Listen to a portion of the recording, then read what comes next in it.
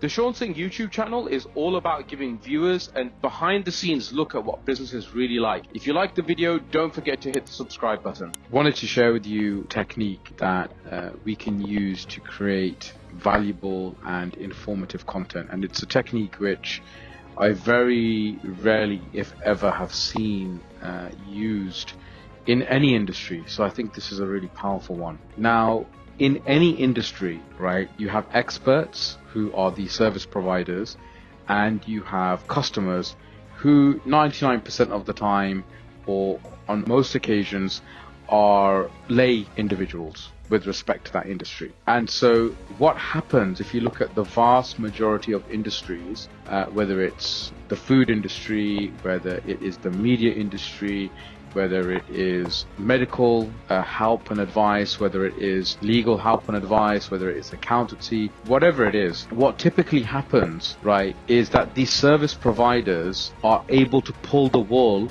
to some degree or extent over the eyes of the customers, right? Is that not what happens? I mean, look at the food industry, for example.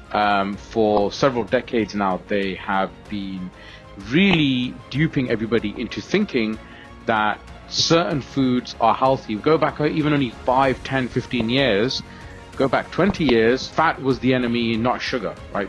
People used to think Diet Cokes are perfectly healthy to drink or a good substitute. Whereas now we know that Diet Coke is worse for you than even Coke. So what has the food industry been doing for several decades? They have been packaging to us, the consumers, we are not nutritionists, and presenting what is unhealthy as healthy. And for many years, a lot of us have been duped to smaller or greater extents. You know, if I'm not an expert in a certain field and somebody else is an expert in a certain field, they can say anything to me, and you know, I can use some common sense, I can use intuition, I can use experience. If somebody tries to tell me Cocoa Pops is healthy for me, I can kind of use a bit of common sense and say, hey, look, that looks like it has a lot of sugar on it. I'm going to use my common sense and not really believe that. But admittedly, you know, cornflakes, it's a very innocent food. It looks very innocent, right? And it doesn't taste very sugary. When I look at that, I think, hey, you know, you can dupe me on that. So that's where my common sense, intuition, and experience can be limited. That's where only an expert can explain, hey, when you eat cornflakes, this is what happens in your body. This is how those carbohydrates are turned into sugar. I could never come to that conclusion because I'm not a nutritionist, I'm not a physician, I'm not a biologist, whatever the profession may be that looks into these areas. Now, this is precisely why, if you look at it, this is precisely why we gravitate towards friends who are skilled professionals. What's the first thing you do if you need some medical treatment and your friend is a doctor, particularly a doctor in that area? What is the first thing you do if you have a toothache and a relative or a friend is a dentist? What is the first thing you do if you have a legal matter?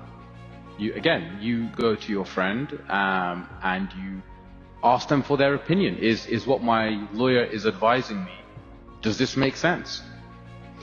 We, to a large extent, don't really have a clue what professionals are advising us.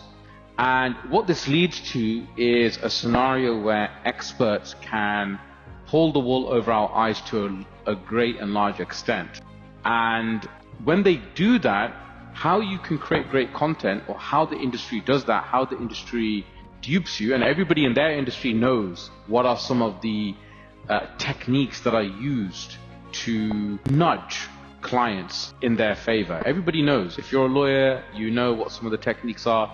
If you're a car salesperson, you know what some of the techniques are.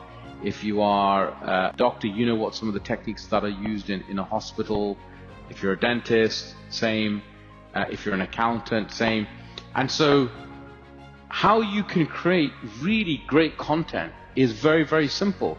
You just simply need to espouse what some of these techniques are. And when you do that, you demonstrate that you're an expert, because only an expert knows what some of the deeper techniques that are used are. You know, this serves two purposes.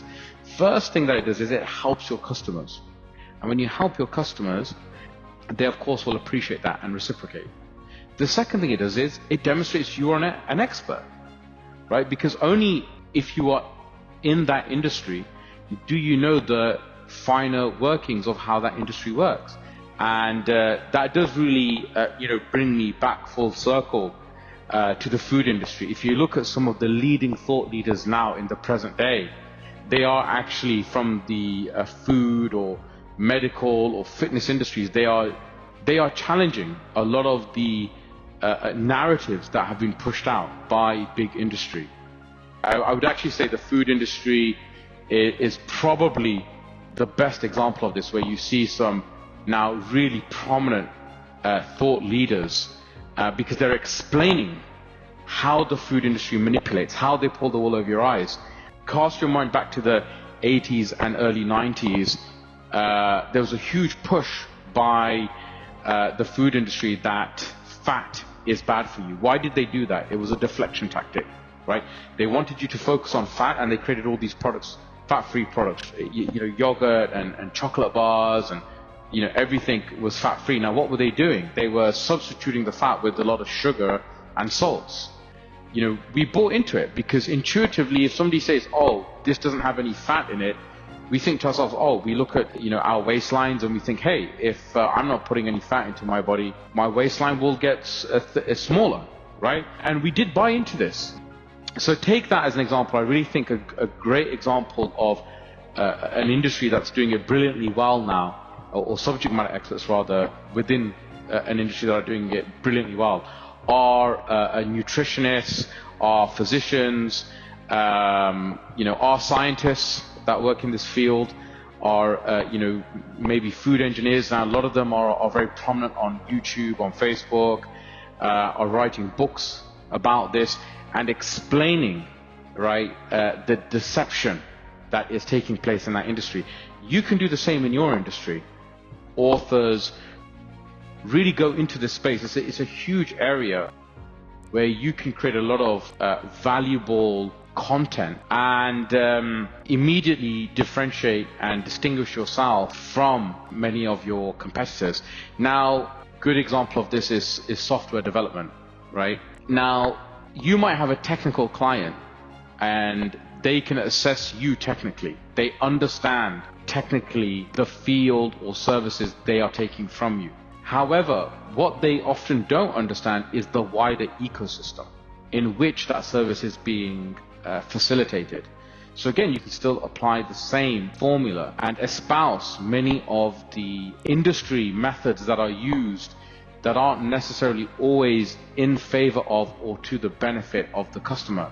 Third thing is there's different types of manipulation techniques that can be used. When you can highlight some of the technical deficiencies that are, or technical techniques that are used to inappropriately guide customers, when you highlight those, that is also a great form of content. So very few authors really go in this direction.